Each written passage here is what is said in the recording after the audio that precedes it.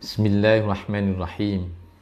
Assalamualaikum warahmatullahi wabarakatuh. Alhamdulillah.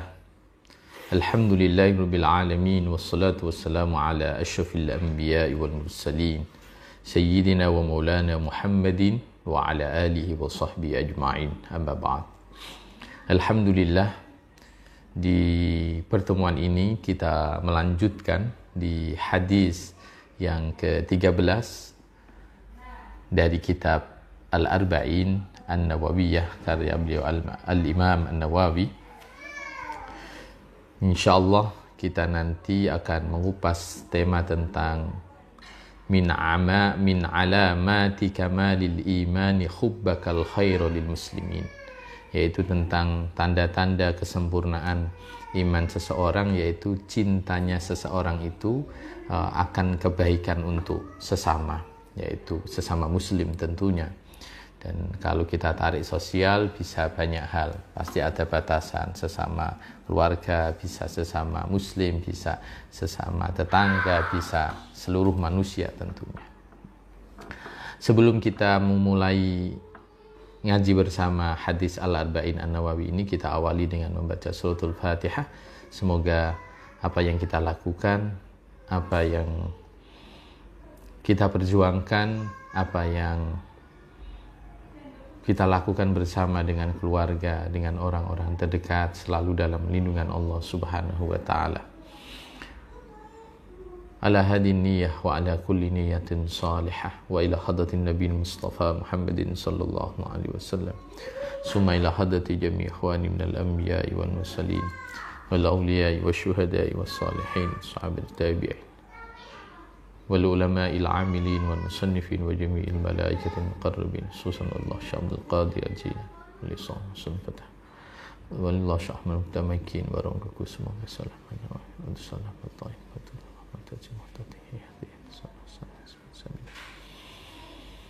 wa ila jami'i masyayikhina wa masyayikhikum wa asatidina wa asatidikum wa ila muallifi hadzal kitab.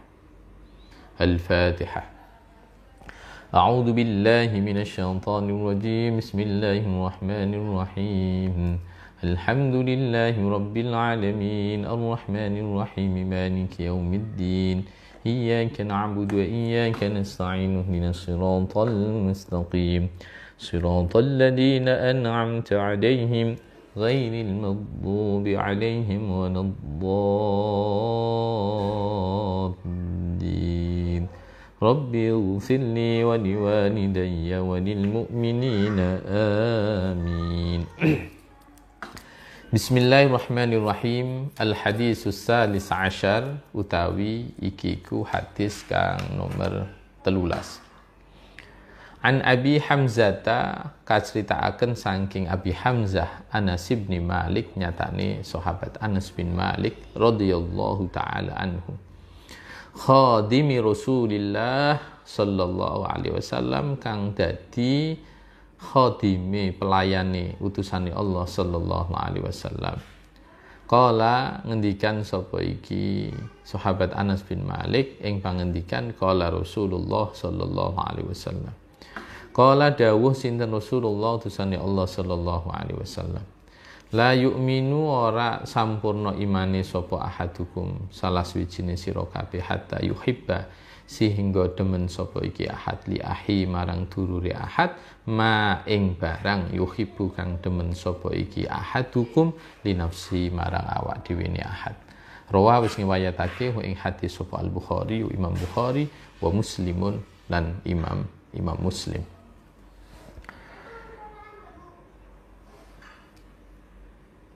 Hadis ini diriwayatkan oleh seorang sahabat yang bernama Anas bin Malik.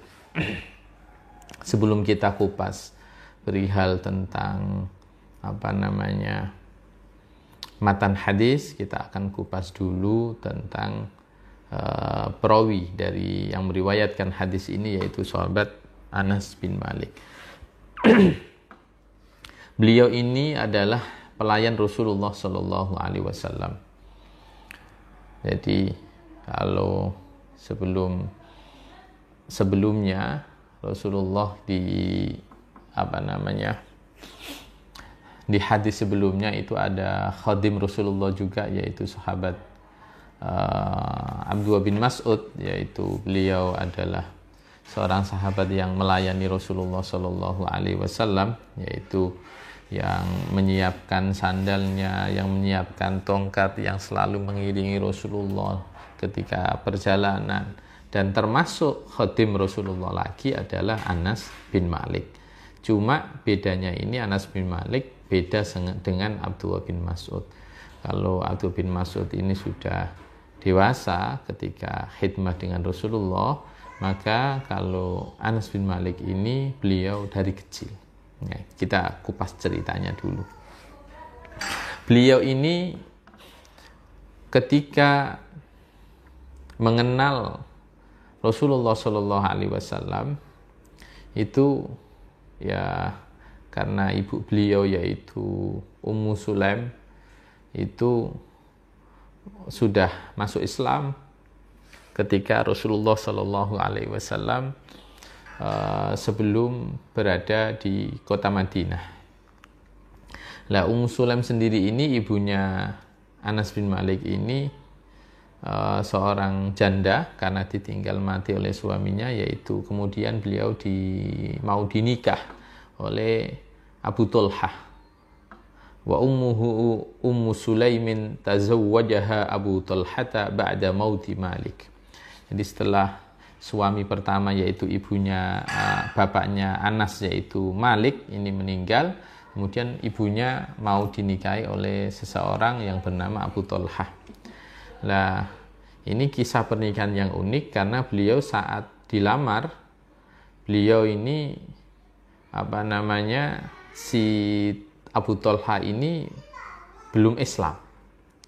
Jadi ini ada seorang wanita muslimah, kemudian ada orang yang mau menikahi yaitu seorang kafir yaitu Abu Talha. Dan beliau ini menyampaikan ketika mau dinikahi sama Abu Talha, intinya beliau ya aku suka kamu, tetapi aku prinsipnya tetapi ada kendala, yaitu engkau beda agama dengan aku, engkau rajulun kafirun wa ana imra'atun muslimatun, sementara aku ada seorang wanita muslimah. Maka beliau memberi syarat, fa in taslam fadzalika mahri la as'aluka ghairah. Begini saja, karena aku juga tidak menolak kamu sebenarnya, tapi ada syaratnya, yaitu kamu harus masuk Islam. Gini aja, kamu masuk Islam, maka itu bagian dari maharku dan aku tidak minta yang lain. Maka kemudian fa aslama Abu Talha wa tazawwajaha. Kemudian Abu Talha menerima syarat itu, dan kemudian Ummi Sulaim yaitu ibunya Anas bin Malik dinikahi oleh Abu Talha. Ini pernikahan yang unik, pernikahan di mana maharnya adalah dengan syarat masuknya Islam si calon mempelai yaitu Abu Talha. Ini mungkin belum pernah ada ya mahar, tapi maharnya adalah masuk Islam. Jadi beliau masuk Islam dulu kemudian nikah. Ketika Rasulullah Shallallahu Alaihi Wasallam tiba di kota Madinah, tiba berada di kota Madinah, dhahabat ilaihi wa ma'aha waladuha Anas.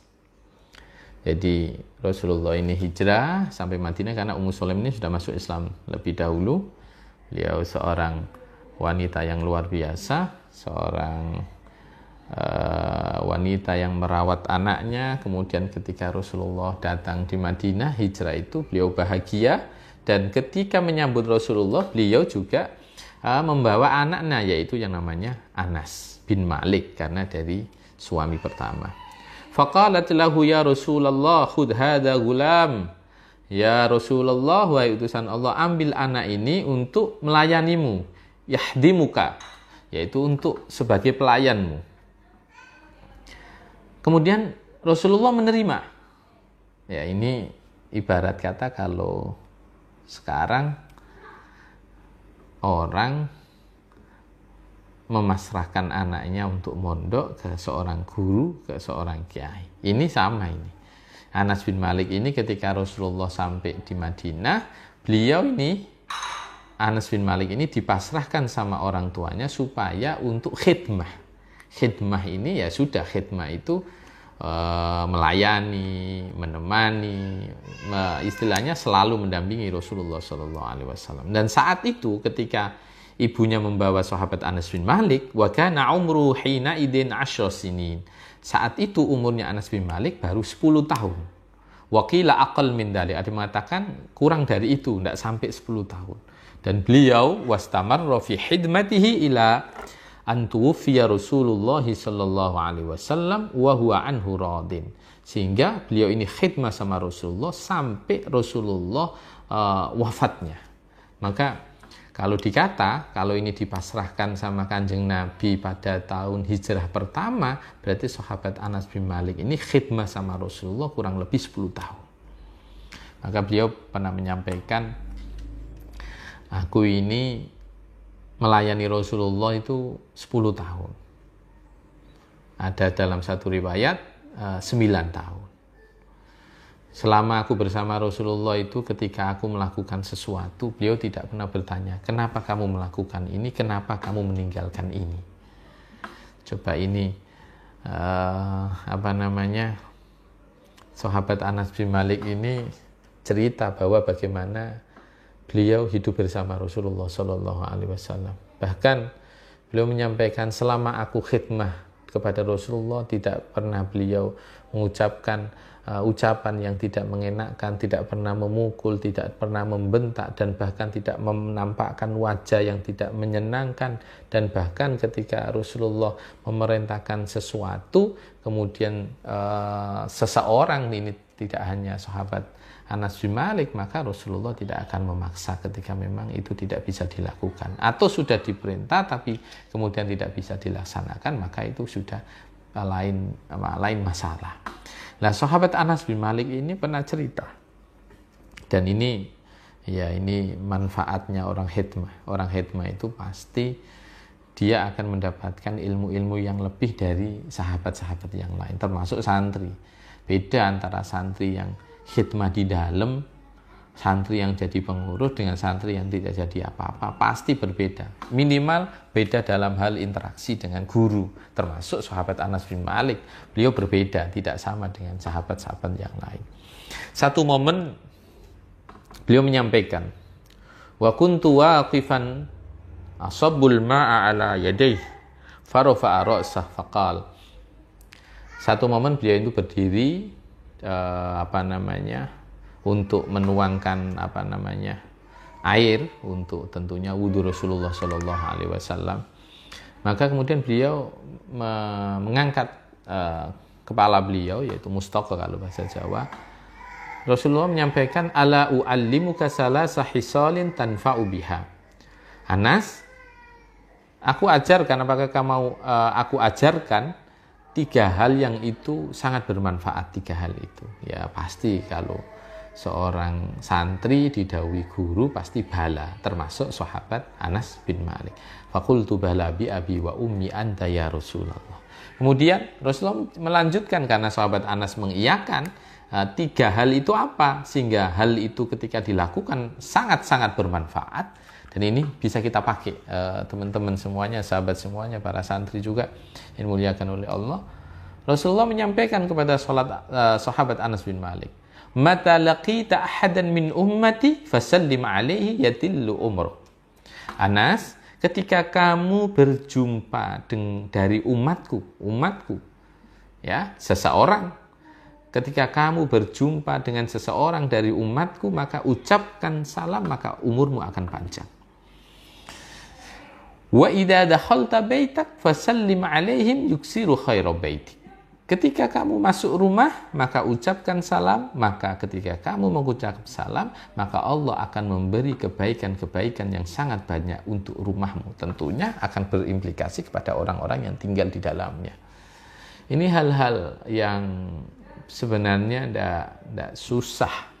Orang salam itu ya tidak sulit, minimal menyapa. Orang salam masuk rumah itu juga tidak sulit, tidak modal, itu juga tidak berat. Tapi ini tinggal sebuah kebiasaan sebenarnya. Nah ini beliau menyampaikan kalau orang salam masuk rumah salam, maka kebaikan akan ada dalam rumah itu. Wasalli salatad duha fa innaha salatul awwabinal abrar. Tunaikan salat duha, Anas, karena sesungguhnya salat duha ya salatnya orang-orang yang mulia, orang-orang pilihan.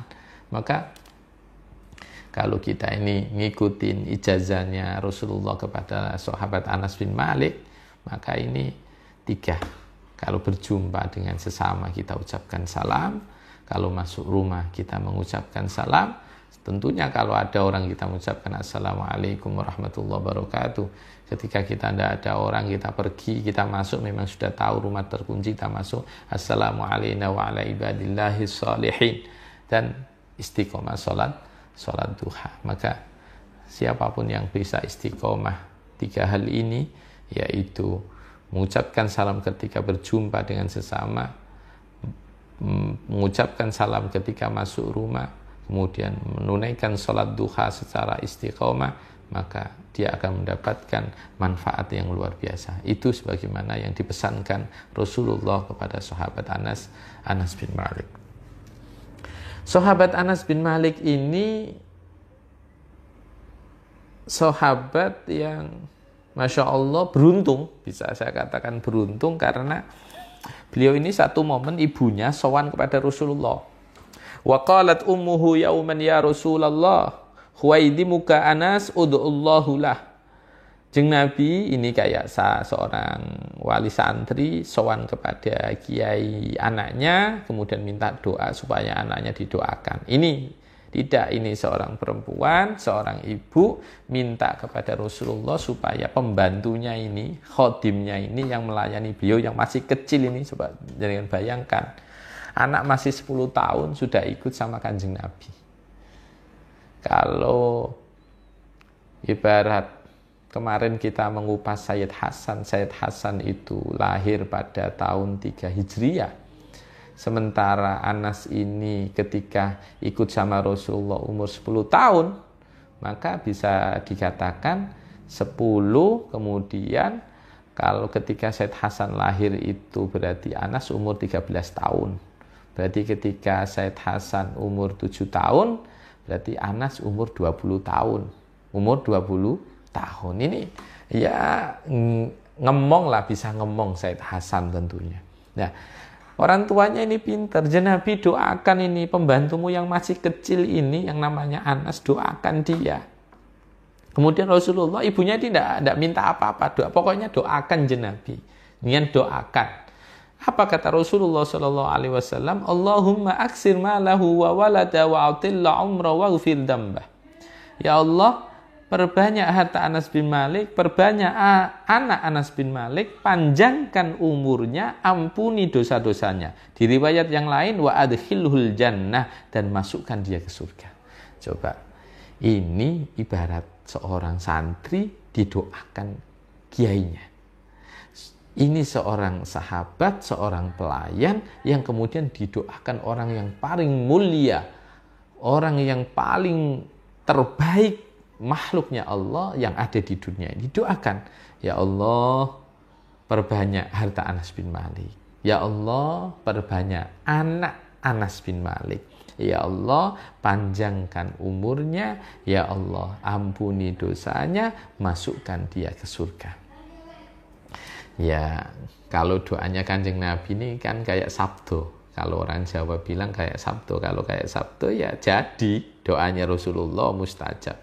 Maka beliau cerita, aku ini dikasih oleh Allah Subhanahu wa ta'ala selain cucuku, berarti anaknya sendiri, itu mi'atan wa khamsatan wa ishrina aidukuron. Walam yurzak illa ibnataini ala maqil. Beliau bercerita, aku ini dianugerahi oleh Allah 125 anak laki-laki. Dan beliau dianugerahi oleh Allah 2 anak perempuan. Bayangkan coba 125. Saya tanya yang ikut mendengarkan ini, siapa yang punya anak 125? Saya ini anak saya 4. nikah 2009, kemudian sampai sekarang 10 tahun pernikahan, anak 4. Nah ini Allah 125, belum perempuannya. Maka kalau 125 bisa kita bayangkan. Anggap aja kalau syariat Islam istrinya 4 aja. Istrinya 4 gitu aja. Kalau istrinya 4, berarti kalau kita bagi 2 saja, bagi 4 saja 125 itu sudah berapa? Minim masing-masing punya anak 30. Ya siapa orang sekarang berani memiliki anak 30? Anak 2 aja kadang bingung gitu kan. Ini Masya Allah, karena sabdone Kanjeng Nabi, kena doanya Kanjeng Nabi, beliau sampai lalu didoakan Allahumma aksir waladah, Allahumma aksir malahu wa waladah. Ya Allah, perbanyak harta Anas bin Malik, perbanyak anaknya. Anaknya 125 laki-laki, 2 perempuan itu. Ya Allah, sampai karena didoakan menjadi orang yang kaya, memiliki harta yang banyak, kebun kurma beliau itu panennya 2 kali, sementara umumnya cuma panen 1 kali. Ya Allah, maka ini luar biasa. Makanya doanya guru, apalagi ini seorang sahabat didoakan oleh orang mulia, yaitu orang terbaik, nabi terbaik, pasti mustajab. Maka doa orang-orang mulia itu penting. Kayak Anas bin Malik ini, ibunya mungkin orang biasa, tetapi lihat karena doa Rasulullah SAW, beliau menjadi orang yang kaya, kaya harta, kaya anak, kaya harta, kaya anak. Beliau ini jangan dikira karena kena doanya Rasulullah SAW saja. Beliau ini Masya Allah, beliau ini kalau sholat berdiri lama luar biasa, sehingga kemudian tumit ini berdarah. Ini mungkin saking lamanya ya. Wa kana idza khatamal Qur'an jama'a waladahu wa ahla baiti wa ja'alahum. Ketika beliau menghatamkan Al-Quran, selesai membaca Al-Quran juz 1 sampai juz 30, kemudian beliau mengumpulkan anak-anaknya dan keluarga besarnya, dan kemudian beliau berdoa bersama. Inilah yang dianut oleh sebagian para ulama, menganjurkan orang untuk khataman, kemudian memanggil orang doa bareng. Maka bukan hal aneh kalau kemudian di sekitar kita ada orang khataman, kemudian mengundang orang-orang terdekat, kemudian doa bersama, dan itu dilakukan oleh sahabat Anas bin Malik. Cuma mungkin bedanya dengan sahabat Anas bin Malik dengan orang sekarang. Kalau orang sekarang manggil hufat, manggil penghafal Al-Quran untuk khataman Al-Quran di rumahnya.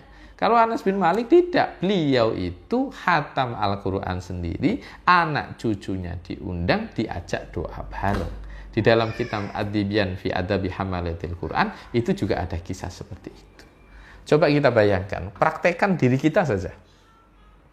Kita kalau khatam Quran, kemudian anak istri kita panggil, kita doa bareng, kemudian makan-makan, berkah enggak? Pasti berkah. Panggil, ayo ayah, ini lagi khataman Quran, ayo sini doa bareng. Habis itu diajak makan. Berkah enggak? Berkah. Berkesan enggak? Berkesan. Membekas enggak di hati anak? Membekas enggak di alam bawah sadar anak? Pasti membekas. Oh, orang tua saya dulu itu punya kebiasaan kalau tanggal akhir bulan pasti ada doa khatmil Quran, kami ini dipanggil, kemudian doa, kemudian makan-makan bareng. Ini berkah. Jadi kalau keberkahan sahabat Anas bin Malik ini, selain doa Rasulullah, ya akhlak beliau, rutinitas beliau yang tidak pernah melepaskan khatmil Quran. Padahal sahabat Anas bin Malik ini termasuk seorang sahabat yang khatamnya 1 minggu sekali. 1 minggu sekali. Dan beliau ini seorang sahabat yang selalu ikut berperang bersama Rasulullah SAW, dan beliau berperang hampir 8 peperangan. Beliau tinggal di Madinah. Kemudian setelah itu beliau setelah peristiwa Fathu Makkah, beliau pindah di Basrah. kemudian beliau meninggal di sana, dan ada yang mengatakan usianya 99 tahun, ada yang mengatakan 93 tahun, ada yang mengatakan bahkan mi'atun wasittah, yaitu 106 tahun, kemudian ada yang mengatakan 103 tahun. Intinya usia beliau ini sangat panjang. Ibarat kata kalau usia umumnya manusia maksimal itu 63, beliau ini sudah di atas 90 lah. Kalau ini khilaf, ada yang mengatakan 99, ada 93, ada yang mengatakan 100 lebih. Tapi intinya beliau sudah lebih dari usia umumnya manusia. Beliau ini meriwayatkan hadis lumayan banyak karena dekat dengan Rasulullah Shallallahu Alaihi Wasallam, dan saat dekat dengan Rasul juga secara usia. Kalau umur 10 tahun itu anak SD kelas berapa ya? Kelas 4 ya. Anak SD kelas 4. Ini sudah nalar kelas 4 ini, dan beliau 10 sampai 10 tahun bersama Rasulullah, berarti sampai usia 20 tahun. Ini sudah, kalau ini anak-anak usia produktif, kuat-kuatnya hafalan. Beliau ini menghafal hadis Rasulullah hampir alfani wa mi'ata hadisin wa sittatun wa samanuna hadisan. 2286 hadis beliau hafal. Ini wajar karena beliau masih muda, hafalan kuat, dan beliau beruntung melayani Rasulullah Shallallahu Alaihi Wasallam. Oke, kita masuk ke matan hadis. Rasulullah, sahabat Anas mengatakan begini, aku mendengar bahwa qala Rasulullah Shallallahu Alaihi Wasallam, bahwa Rasulullah Shallallahu Alaihi Wasallam bersabda, la yu'minu ahadukum hatta yuhibba li ahi ma yuhibbu li nafsi. Tidak sempurna iman seseorang di antara kalian sebelum dia sendiri mencintai sesuatu untuk saudaranya, sebagaimana dia mencintai sesuatu itu untuk dirinya. Ingat, titik poinnya adalah mencintai sesuatu untuk saudaranya, sebagaimana dia mencintai sesuatu untuk dirinya sendiri. Titik poinnya adalah main. Kalau kemudian ada beberapa orang yang memaknai tidak sempurna iman kalian di antara kalian sehingga kalian bisa mencintai saudaranya sebagaimana kalian mencintai dirinya sendiri, maka ini nanti sebenarnya ujung-ujungnya hampir sama. Ini ada yang berkaitan dengan barang atau sesuatu yang nanti bisa diberikan, ataupun ini sesuatu jangan dikira hanya barang, nanti berkaitan dengan syarrun au khairun imma fi'lan wa imma qaulan. Tetapi bisa juga ketika dilarikan kepada bahwa kita tidak bisa mencintai, tidak sempurna iman seseorang sehingga dia mencintai saudaranya sendiri sebagaimana mencintai dirinya sendiri, mencintai saudaranya sebagaimana mencintai dirinya sendiri, nanti endingnya adalah sama sebenarnya. Tetapi titik poin dari hadis ini sebenarnya bukan itunya, tapi titik poin adalah sesuatu itu kemudian akan menumbuhkan hal-hal yang berbeda. Nanti coba saya jelaskan. Kenapa nanti contoh-contohnya adalah peristiwa tentang bagaimana para sahabat membagikan barang yang dikasih orang, dioper lagi sampai 7 putaran. Maka ini berkaitan bagaimana orang perhatian bahwa ini ada yang ini disukai sama sahabatku, ini disukai oleh kawanku, ini disukai oleh tetanggaku, ini disukai oleh saudaraku. Oke, jadi maknanya seperti itu tadi. Jadi tidak sempurna, belum sempurna iman seseorang di antara kalian sebelum kalian mencintai sesuatu untuk saudaranya, sehingga kalian adalah mencintai sesuatu itu untuk sebagaimana kalian mencintai sesuatu itu untuk dirinya sendiri. Oke, kita jelaskan kalimat per kalimat. Ai la yu'minu ahadukum ai imanan kamilan. Jadi tidak sempurna iman seseorang.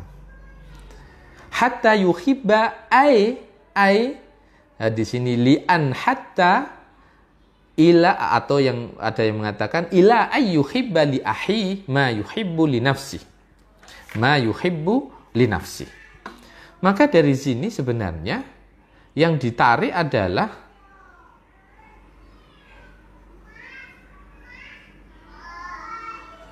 hubbuhu ayyahsula li ahi nadhira ma hasulalahu aw ma yatamanna husulahu minal khairi wal manfaah. Jadi sebenarnya yang diharap adalah kemanfaatan, kebaikan yang itu menurut kita adalah sesuatu yang baik, maka kemudian mestinya sesuatu yang baik itu juga mestinya juga layak untuk saudara kita. Maka sampai ada dalam satu hadis disampaikan,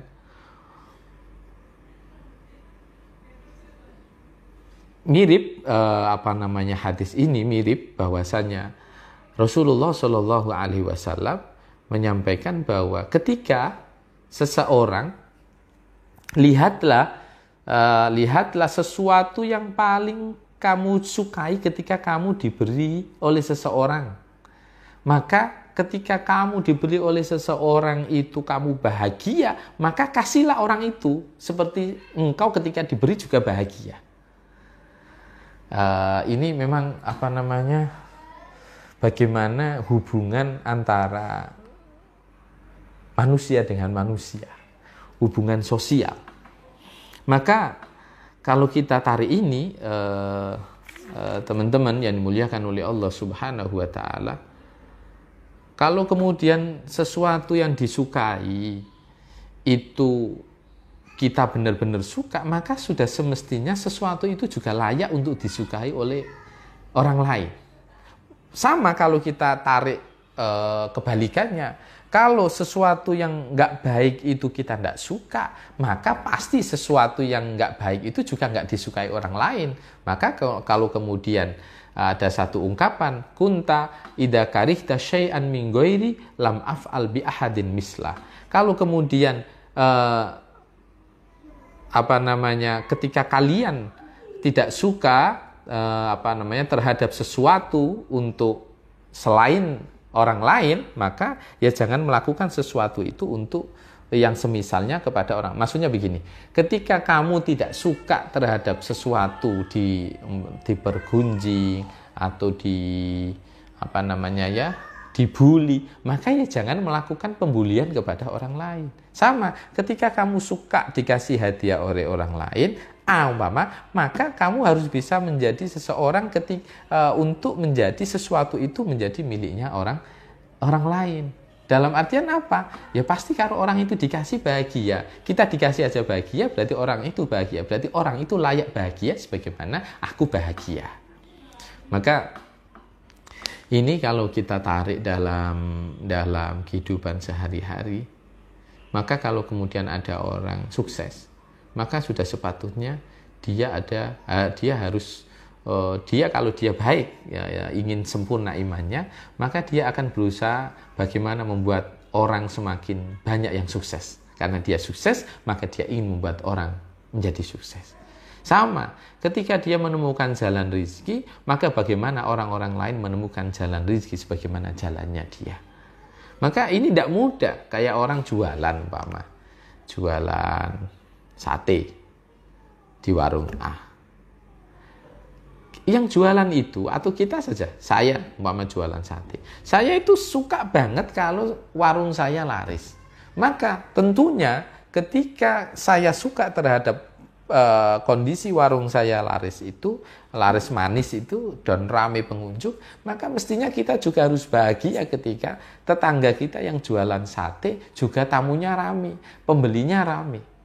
Lah maka ini adalah interaksi yang luar biasa. Bagaimana orang menciptakan, makanya di dalam sarah ini disebutkan di kitab Al-Jawaid, wal maksud minhu, maksud dari hadis ini intinya adalah, karena ini termasuk min qawaidil Islam, bagaimana berinteraksi dengan sesama.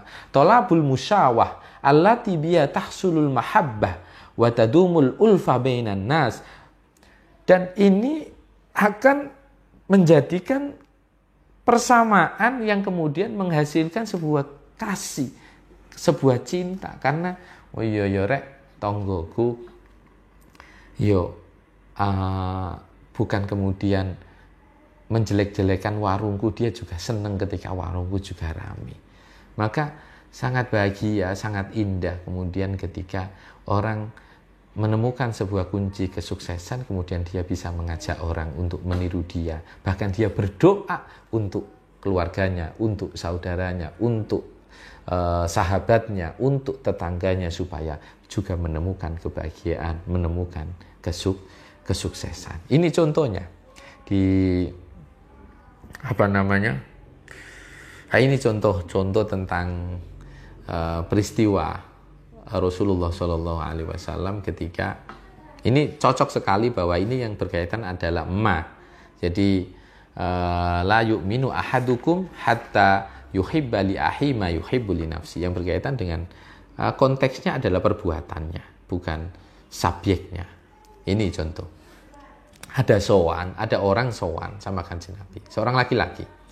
Beliau menyampaikan i'dal li fi zina, Nabi izinkan aku untuk berzina. Ini para sahabat ini dengar ini wis rasanya pingin narik orang itu. Maka kemudian beliau diizinkan tetap karena ada Rasulullah, pasti para sahabat juga sungkan. Diizinkan, suruh mendekat sama Kanjeng Nabi. Kemudian Kanjeng Nabi bukan menjawab tidak boleh, bukan. Ketika seorang sahabat itu bertanya, izinkan aku untuk berzina, izinkan aku untuk berzina. Ini mungkin sahabat ini nih baru masuk Islam, sehingga dia punya aktivitas yang sudah jadi sebuah candu mungkin. Dia kalau nggak zina mungkin kayak gimana perasaannya, sampai minta izin sama Kanjeng Nabi. I'dan li fi zina, Nabi izinkan aku untuk berzina. Maka kemudian Kanjeng Nabi nggak menjawab tidak atau boleh, apalagi boleh, tidak aja enggak. Kanjeng Nabi malah, ini cara mendidiknya Rasulullah kepada para sahabat. Jadi kadang pertanyaan itu memang tidak harus selalu dijawab, tapi beliau ini mengajarkan pertanyaan dilempar dengan sebuah pertanyaan. Ketika dia bertanya i'dan li fi zina, bertanya dalam rangka untuk minta izin, Rasulullah menjawab, faqala lahu atuhibbu ayyuf ala dzalika bi ukhtik. Rasul bertanya balik kepada sahabat ini, laki-laki ini, apakah kamu suka ketika itu juga diperlakukan untuk saudara perempuan?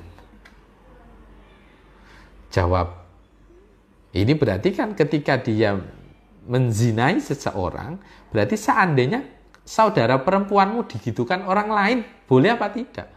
Qala la, ya tidak boleh Kanjeng Nabi. Qala fabi ibnatik, anak perempuanmu tidak boleh Kanjeng Nabi. Qala fabi imra'atik, istrimu, perempuanmu. Qala la. Terus Kanjeng Nabi bertanya, dengan ini, dengan bibimu, dengan pokoknya saudara-saudara perempuannya disebut, fabikada wa bikada. Kemudian dia menjawab la. Kemudian Rasulullah Shallallahu Alaihi Wasallam menyampaikan, fakrah ma karuhallahu ta'ala wa ahibba li ahika ma tuhibbu li nafsik wa krah lahu ma takrahu li nafsik. Bencilah terhadap sesuatu yang Allah benci, dan cintailah, ya, cintailah untuk saudaramu sebagaimana engkau mencintai untuk dirimu sendiri, dan bencilah sesuatu, ya, bencilah sesuatu itu kamu sendiri tidak suka.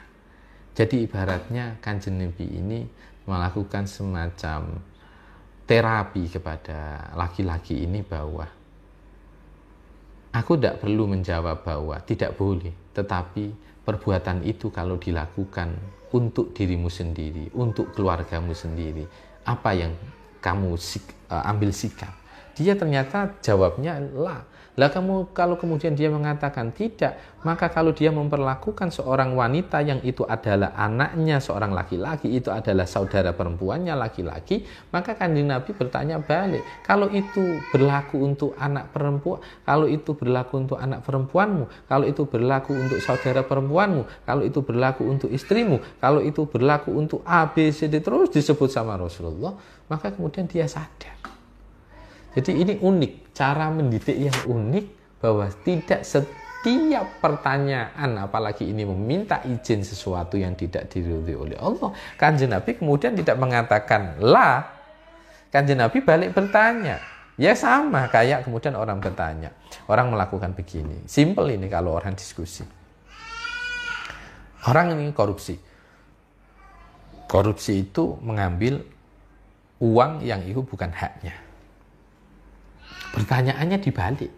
Kalau uangmu diambil orang, kamu marah apa tidak? Ini berkaitan dengan fi'lan yang sayyi'ah, yang jelek. Perbuatan yang jelek. Berarti, kalau kemudian kamu sayang, kamu bahwa ingin sempurna imannya, kalau kamu suka terhadap kamu suka terhadap sesuatu, maka mestinya sesuatu itu juga bisa disukai oleh saudaramu. Kalau kamu tidak suka terjadi pada dirimu sesuatu yang tidak baik, maka sesuatu itu juga tidak layak untuk saudaramu. Jadi kalau kemudian orang mukul, anggap aja orang mukul, prinsipnya orang kalau mukul tujuannya dia mukul. Tapi coba kalau dia disadarkan dengan cara Rasulullah tadi, kamu kalau dipukul sakit enggak? Sakit. Ya sudah, kalau dipukul sakit jangan mukul orang. Kalau uangnya diambil enggak boleh, ya jangan ngambil uangnya orang. Kalau kemudian kamu ingin dagangannya laris, ya kamu juga harus berdoa untuk saudaramu supaya dagangannya laris. Kalau kamu nggak suka didoakan dagangannya tidak laris, ya jangan mendoakan untuk dagangan orang lain tidak laris. Itu prinsipnya. Dan itu akhlak sosial yang luar biasa, etika dalam bermasyarakat yang luar biasa, bahwa ketika seseorang bisa menjaga dirinya masing-masing, dia akan mengikuti kadar dirinya. Berarti takaran ini boleh ndak, nyaman ndak, ini menyakiti apa ndak, takarannya dirinya sendiri. Kalau dirasani orang, kalau dipergunjing orang, itu sakit. Ya jangan mempergunjing. Kalau apalagi contoh, kalau sandalnya digosok, merasa sakit, ya jangan gosok sandal. Kalau uangnya dicuri orang itu marah, ya jangan mencuri. Kalau dibegal itu marah, sakit, ya jangan membegal. Itu prinsipnya. Dan itu hukum alam, yaitu sunnatullah. Hal jazaa'ul ihsan ilal ihsan. Kalau baik pasti akan dibalas baik sama Allah. Kalau jelek juga pasti dibalas jelek sama Allah. Ini sebenarnya larinya ke ayat itu, hadis ini. Maka langsung ini sahabat itu ya langsung berhenti, tidak melakukan lagi. Dan ini ada contoh lagi ya, bagaimana bahwa orang memikirkan kebaikan orang lain, ya itu dengan kadar dia mengukur dirinya sendiri. Ini ada satu kisah berkaitan dengan ayat A'udzubillahi minasyaitonirrajim wa yu'siruna ala anfusihim walau kana bihim khassasah. Ini berkaitan dengan empati antara para sahabat. Ini sebenarnya hadis la yu'minu ahadukum hatta yuhibba li akhi ma yuhibbu li nafsi. Ini sebenarnya menumbuhkan empati antar sesama. Empati, ini adalah empati. Saya yakin dari hadis ini adalah bagaimana memunculkan kasih sayang, memunculkan kelembutan, memunculkan ketertiban sosial. Dan di sini dicontohkan, ini ada peristiwa, ayat ini turun asbabun nuzulnya hanya gara-gara peristiwa ini. Maruwiya anna rajulan min ashabin Nabi sallallahu alaihi wasallam ahda ilaihi ra'susatin. Ada seorang laki-laki ini, beliau ini dikasih sama kepala kambing oleh seorang sahabat tentunya. Kemudian ketika dikasih, beliau malah jawab, inna akhi fulanan wa iyaluhu ahwaju ila hada minna. Ini saudaraku yang itu ya, dia dan keluarganya lebih membutuhkan daripada aku. Ini ingat, ini hubungannya dengan hadis tadi, titik poinnya ya, titik poinnya bukan akhi, tadi titik poinnya adalah Nah, nanti akhi itu adalah efek dari itu. Loh ini aku tidak perlu, kasihkan itu aja yang lebih butuh. Kemudian faba'asahu ilai. Kemudian dikasihkan, tidak jadi kan tidak diterima. Kemudian dikasihkan ke orang yang disebut. Kemudian orang yang dikirimi tadi, orang yang kedua, wa ba'asa dzalik ila akhar. Kemudian yang kedua bilang, aku tidak butuh, kasihkan yang itu. Falam yazal yab'asu bihi min wahidin ila akhar hatta tadawalathu sab'atu buyutin hatta roja'a ilal awal. Bayangkan, kepala kambing yang dibagikan dari urutan pertama, dia menolak. Ini saya tidak butuh, kasihkan yang lebih butuh. Ditunjuk, padahal tadi namanya sudah disebut sahabat, menurut dia butuh. Kemudian ke sahabat yang satunya, oh enggak, saya enggak butuh, kasihkan yang itu aja lebih butuh. Kasihkan yang butuh sampai tujuh rumah, dan yang unik ini sampai ke rumah yang ketujuh, kepala kambing itu kembali kepada orang yang memberi pertama. Berarti orang yang memberi pertama secara esensi dia juga butuh. Karena kalau tidak butuh, tidak mungkin sahabat yang nomor 7 itu tadi nyebut nama dia. Bayangkan, dia butuh tapi dikasihkan ke orang. Ini ditanya lagi, dikasihkan ke orang, dikasihkan ke orang, dikasihkan ke orang, dikasihkan ke orang, sampai kembali kepada orang yang pertama. Maka ini sebagai dasar bahwa orang kalau dikasih sedekah sama siapapun, itu boleh kok. Kemudian kalau dia memang tidak perlu, maka boleh dikasihkan kepada orang yang membutuhkan. Maka ya jangan berlebih. Kalau dikasih, umpama pas korban, dikasih daging sampai 30 kilo mama, karena dapat banyak, dari masjid ini dapat, dari tangga dapat, dari ini dapat sampai 30 kilo, ya jangan dimakan sendiri. Ya dibagi-bagikan yang membutuhkan dan tidak mendapatkan. Dan ini kisah yang luar biasa. Jadi sebenarnya hadis ini cocok sekali di momen seperti sekarang, bahwa memunculkan empati antar sesama. Kalau kamu itu kerja, kemudian di PHK, tidak ada penghasilan, kan bingung. Maka kalau kita tahu kawan kita seperti itu, ya sudah sepatutnya kalau kita di posisinya dia pasti sedih, susah. Ayo, kemudian bagaimana dia supaya tidak sedih dan susah. Jadi inti dari hadis itu sebenarnya itu. Bukan sekedar mencintai atas apa yang dicintai, bahwa bukan. Tetapi bagaimana memunculkan empati. Maka ini ada lagi nih, kisah lagi, ya Allah. Yang terakhir ini, kisah sahabat Umar bin Khattab. Umar bin Khattab ini pernah satu momen, langsung saya ceritakan ya. Satu momen ini menyiapkan 400 dinar. Kemudian ditempatkan dalam sebuah tempat. Kemudian beliau menyuruh seseorang untuk memberikan. Dan seseorang ini namanya yaitu Abi Ubaidah Ibnu Jarrah. Tolong ini berikan ke Abi Ubaidah. Ini kalimatnya Sayyidina Umar. Summa talakka bifathita wal lam wa tasydidil kaf. Jadi tapi kamu jangan pergi dulu. Coba tengok. Berhenti sebentar. Apa yang dilakukan oleh sahabat Abi Ubaidah. Maka laki-laki ini sowan, menyampaikan apa yang disampaikan oleh sahabat Umar bin Khattab. Ijal hadi fi ba'di hajatik. Ini dari sahabat Umar, silakan dipakai untuk sebagian kebutuhanmu.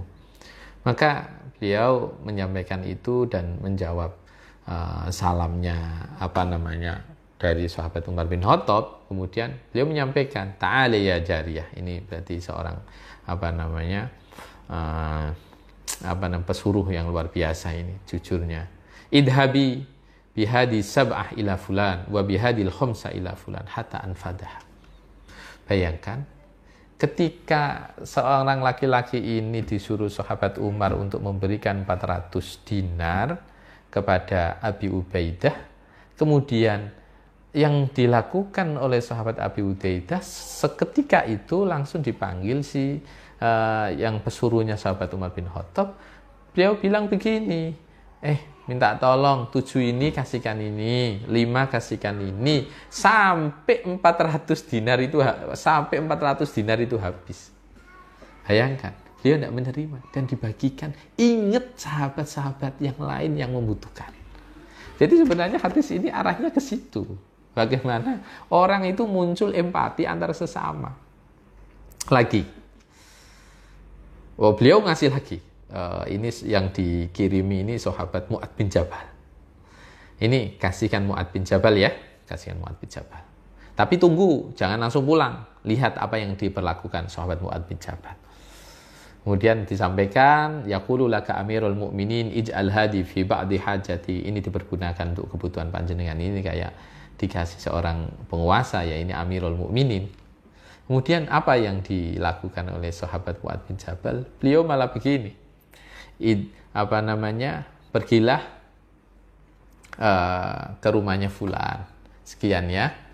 Wa baiti fulan bikada. Ini sekian. Ini istrinya sahabat Mu'ad bin Jabal. Fatola'at imro'atu Mu'adin wa qala wa nahnu wallahi masakin fa'atina. Kata istri beliau, demi Allah kami ini juga miskin, kasih sisakan. Dan ternyata tersisa hanya 2 dinar. Kemudian peristiwa 2 itu, yaitu ke Abi Ubaidah dengan Mu'ad bin Jabal, yang Sayyidina Abu Bakar melakukan itu, dan ternyata sahabatnya malah membagikan. Abi Ubaidah dikasihkan semua sampai tanpa tersisa, Mu'ad bin Jabal kasihkan semua, hanya tersisa 2 dinar. Itu pun ketika ketahuan istrinya, karena istrinya juga minta jatah, tapi tinggal 2 dinar. Tapi sahabat Umar menjawab apa? Innahum ihwatu ba'dihim min ba'di. Mereka itu, dia itu berarti para sahabat adalah saudara antara satu dengan yang lain. Berarti kalau kita tarik sebuah kesimpulan peristiwa ini, bahwa hadis ini yang diriwayatkan oleh sahabat Anas bin Malik, pelayan Rasulullah, khatim Rasulullah, itu bagaimana seseorang memunculkan empati antar sesama. Empati antar sesama, kalau kita ngomong yang terpendek, orang yang punya hubungan darah dengan kita, sesama muslim, kemudian tentunya sesama sebangsa, empati. Ketika sana kelaparan, kalau kelaparan itu tidak enak, sakit, maka bagaimana sahabat saya itu tidak kelaparan. Ketika ter-PHK itu sakit, maka bagaimana supaya dia tetap bisa hidup karena tidak ada pekerjaan, bagaimana kita bisa membantu. Maka kalau beragama seperti ini sekali lagi ini tentang konsep iman, la yu'minu ahadukum.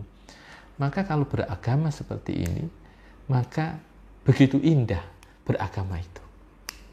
Karena semua yang dilakukan adalah berlandaskan, dikembalikan kepada dirinya. Kalau aku lapar itu pasti mudah sakit. Maka bagaimana kawan itu supaya tidak sakit? Ya, tak kasih makan karena lapar. Kalau saya tidak punya uang, tidak bisa berobat, itu rasanya kayak gimana? Itu saya punya tetangga, dia tidak punya uang, bagaimana bisa berobat? Jadi sebenarnya hadis ini bagaimana memunculkan empati antar sesama. Sekali lagi, ini hadis yang luar biasa kalau dipraktekkan dalam bernegara, dipraktekkan dalam bersosial masyarakat tentunya, kalau dipraktekkan dalam bertetangga, ini efeknya luar biasa. Tidak lagi muncul sifat egois. Ini tidak egois, pokoknya aku laris, urusan kono sepi. Terserah, yang penting aku sehat, aku bisa makan, terserah sana, lapar sana aja. Ini karena ini mengajarkan tentang konsep bagaimana relasi antara satu dengan yang lain, yang itu akan muncul ulfah, yang itu akan muncul mahabbah, yang itu akan muncul keadilan sesama karena satu dengan yang lain, yang di atas membantu yang di bawah dan diangkat. Maka di momen seperti sekarang di bulan Ramadan ini kita meminta kepada Allah Subhanahu wa taala supaya menjadi orang-orang yang punya empati yang besar terhadap sesama, orang yang cepat memahami kondisi bahwa oh itu jangan, oh itu boleh, oh itu tidak baik, oh itu baik. Dan ketika tidak baik, maka jangan itu dilakukan untuk orang lain. Ketika itu baik, maka kita juga harus bisa menebarkan kebaikan untuk yang lain pula. Insya Allah itu yang dapat saya sampaikan di pertemuan yang ke-13 ini, dari hadis yang ke-13 pula. Semoga kita semuanya selalu dalam naungan ridha Allah Subhanahu wa taala. Wallahu a'lam bissawab. Hadanallahu wa iyyakum ajmain. Al-Fatihah. A'udzu billahi minasyaitonir rajim. Bismillahirrahmanirrahim. Alhamdulillahirabbil alamin arrahmanir rahim. Iyyaka na'budu wa iyyaka nasta'in. Ihdinas siratal mustaqim. مولاي صل وسلم دائما أبدا على حبيبك خير خلق كل من هو الحبيب الذي ترجى شفاعته لكل أول من الأهوال مقتحم يا ربي بالمصطفى بلغ مقاصدنا واغفر لنا ما مضى يا واسع. Assalamualaikum warahmatullahi wabarakatuh.